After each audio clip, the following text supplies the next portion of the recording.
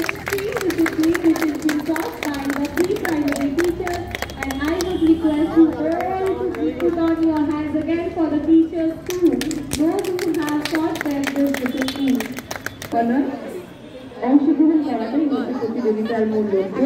এখানে জয় পরাজয়টা কোনো পরাজয় অর্জন করা এটাই হচ্ছে ক্রীড়া প্রতিযোগিতার প্রধান শিক্ষা, যেটা জীবনে চলার পথে তাদের কিন্তু ভীষণভাবে কাজে দেবে এবং তাদেরকে তাদের লক্ষ্যে পৌঁছতে সহজভাবে তাদের সাহায্য করবে। আমাদের মনে রাখতে হবে যে খেলাধুলো হচ্ছে শুধুমাত্র আনন্দ দেওয়ার জন্য, জয় পরাজয়টা এখানে বড় কথা নয়।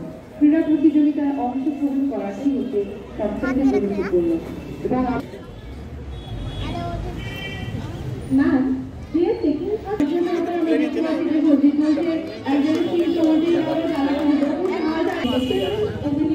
doesn't know I am a